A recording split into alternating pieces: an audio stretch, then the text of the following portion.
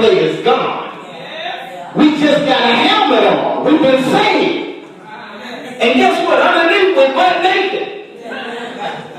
And we want to go out and we want to do battle with the devil with just a helmet. If you're anything like me, I ran out and I told everybody I could see, you need Jesus. Put that cigarette down, you're going to hell. You get a righteous indignation almost. But let me tell you something. God is not upset about that. Our great coach, he ain't upset. Jesus said, let him go out. Because he protects you when you're newly saved. He said, listen, you got that excitement. You know what happens? When you're walking in darkness for so long, and the light of God enters into the spirit chamber of your life, you get so excited you can't contain yourself. You don't even understand what just happened to you. You're like, oh my God, what is this? I gotta go help somebody. Preach it. Listen, preach it. Man, he's excited for you. It's like your child. The moment you put him out here with a new uniform, he think he can be Michael Jordan. Get him some new sneakers, he gonna go play the baddest guy on the team. Get dunked on, he don't even care.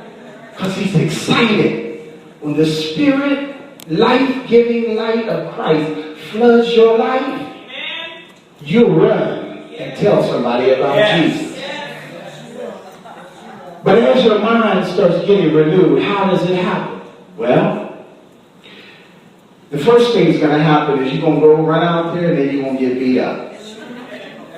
The demons are going to look at you and they're going to immediately recognize the Spirit of Christ upon your head. They're going to see, oh Lord, this is one of them Christians, but they're going to do like this. They're going to laugh. They're going to say, this is one of them babies coming, ain't he cute? He comes out here to do battle with us.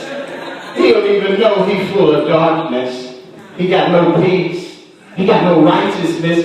He don't even have any memories of God taking him over anything, pulling him through anything. How dare he come out here and try to fight on our ground?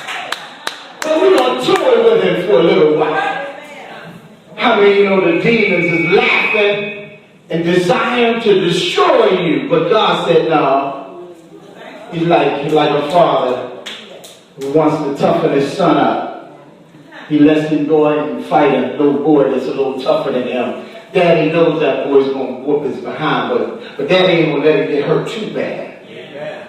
But he wanted to get up out of his comfort zone. Come on, somebody. God is raising us up. And so after we get beat up a little bit, God said, come on.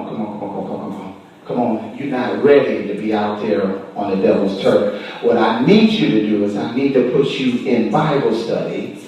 I need to feed you this milk. Okay? I need to set you down and I need you to practice with your uniform.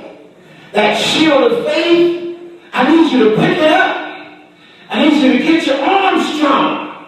I need you to practice with that sword so that you can swing it. And it's a part of you. I need them shoes, your feet to grow. My son's feet grew in 1 year about 5 inches. I said, good Lord. He wore a size 7 yesterday and tomorrow he's in a 12. I said, Lord, what's going on? God needs you to grow up, but he got to sit you down. Listen, you don't come on a team even when you're drafted and start. You got to go to practice. But listen, none of us want to practice. We don't like practice. Everybody want to be up at the pulpit tomorrow. Got saved yesterday. The devil's watching y'all. The demon said, if you get up there and say something you think you're going to offend my kingdom, I'm coming after you the moment you put the mic down. Let me tell you what happens in practice. You got to be able to, what? Somebody slap you right across the face. And I'm talking about a real slap, not what I just did. And you got to be able to say, turn the other cheek. Go ahead. Now, listen, I don't know how many of y'all is that spiritual, but I got to be honest. I ain't never been that spiritual. You smack me, I'm smacking you. But let me tell you something. You know what that means? It means you're still a baby. You're going to be a bench rider for a long time. You're not ready. He can't put you in the game. You know why? Because your flesh is alive. If I check your affections and you like the club too much, guess what? You're not ready not to go in this game because the stakes are high. Amen. Your soul is at stake. Amen. God got his sheep out there and they need to be rescued. And he ain't got time to be playing with people who ain't got their affections under discipline. You gotta have your conscience right so that you can spot evil afar off. Let me tell you something. If you find yourself walking over and over again, and you wind up and find out that your friend and your homeboy and your homegirl are wicked and evil, let me tell you something. It means you're not mature. It means you don't know how to recognize good and evil. Because if you had the Bible says try the Spirit by the Spirit to see if it be of God. If you knew how to work this thing, you would know who your friends are. You would see them afar off. I gotta just, let me give you all this. Listen, God said, I need you to grow up. Because you need to put on the full armor of God that you might be able to stand against the wiles of the devil. But we're at war. And the thing about it is there's two fronts that we fight. Paul said, he said, for that which I do, I allow not. For what I would, that I do not. But what I hate, that I do. If then I do that which I would not, I consent unto the law that is good. Now then, it is no more I that do it, but sin that dwelleth in me. For I know that in my flesh dwelleth no good thing. For I delight in the law of God after the inward man, but I see another law in my members warring against the law of my mind. So we're at war with ourselves. Oh, somebody, come on here. Listen, if you like the bottle too much, I can't put you in the game. Listen, this don't, how many of y'all know something? Let me clear this up right now. The Super Bowl team has a whole lot of bench players. They all get a ring.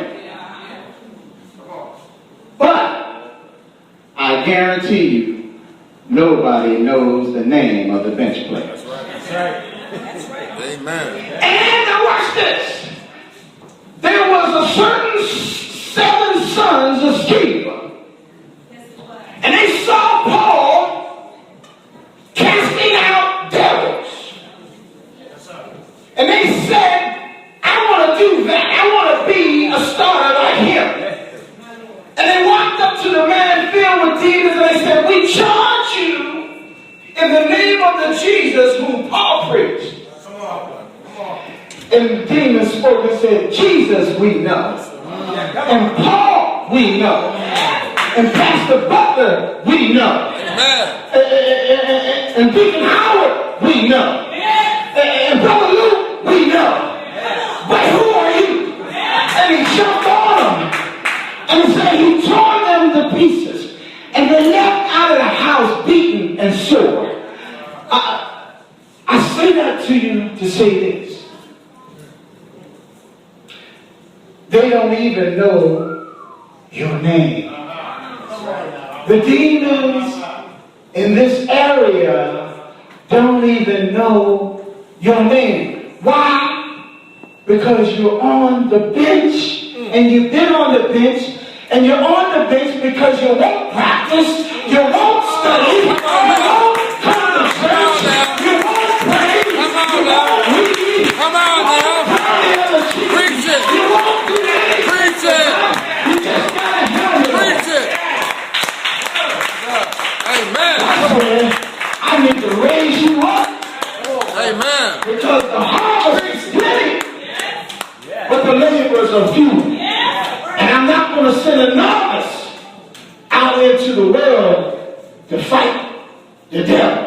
nigga. Preach it. How many of you seen the movie 300? Now there's a scene in this movie where there's a hunchback. He's standing up on a hill and he's waiting to meet King Leonidas. The hunchback is dialed in Spartan uniform. He got his shield, he got his spear. He looks like a Spartan warrior. So Leonidas walks up, he looks at him, he's sizing him up, recognizes his spirit, recognize spirit. Game, recognize game, that's where that comes from. Spirit, recognize spirit. Leonidas was looking at him saying, you look like one of my soldiers. Let me see what you can do. So the hunchback says, I've been trained by my father to fight as a Spartan. He grabs his spear and says, whoo. And he throws that spear out there. And Leonidas said, whoa, this cat is a beast. That thrust was impressive. Old hunchback said, yeah, Daddy taught me this. Leonidas looks and he says, do me a favor, hunchback, raise your shield. And hunchback said, I said, raise your shield. He said, oh, your father didn't tell you how our firelings work. Every man must protect the man on his right and his left from neck to thigh. You got to get that shield up there because you got to protect your partner on the left and on the right. See, God, listen. So the hunchback, he's upset because he can't fight. He said, we can't use you. You got to put you back on the bench. I want y'all to understand something. Some of us got a hunch in our backs. Some of us want to be out here fighting on the devil's field, but we got a hunchback. You got a good thrust, but you can't raise your faith. The moment something comes against you, we find you in the corner crying. Some of you don't know how to take nothing. How you gonna fight the devil if you can't take nothing? Let me tell you something. Jesus gave his life. The apostles were hung upside down and crucified. They were eaten. They were thrown in the lion's den. Listen, some of you can't even take a broken toenail. Don't let your children act up. You'll come unglued. You'll tell the Lord, I want off of this team. But God said, I need a soldier in the army of the Lord. I need a soldier in his army. What you going to do when you come up against evil, real evil? Amen. Come on now. What you going to do when you come up against real evil? And all you're concerned about is my husband, my wife, my children, my job. Let me tell you something. Jesus said, if you don't hate your mother and your father, your son and your daughter, for my sake, you're not worthy to be called my disciples. Listen, this hate is by comparison, it don't mean nothing. I love this woman with all my heart. But let me tell you, if she walked away, I'm going to do God's will. I'm not going to blink.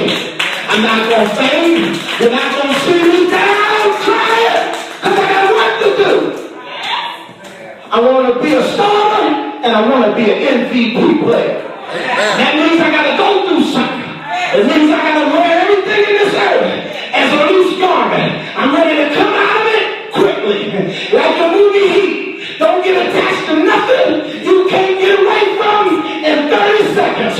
Because God calls you, you gotta go. If the Lord says, Andrew, I'm having need of thee. You know what?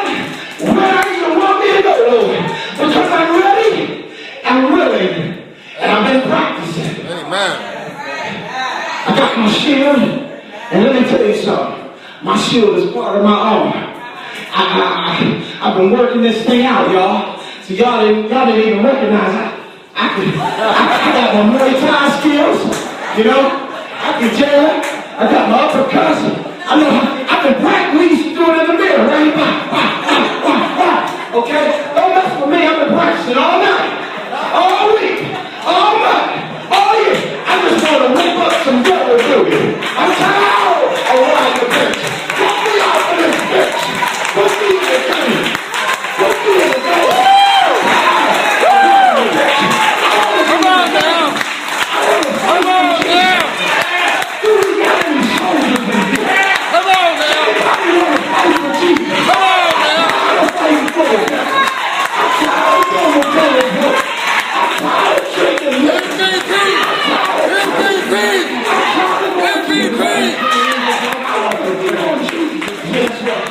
That Neil got strong.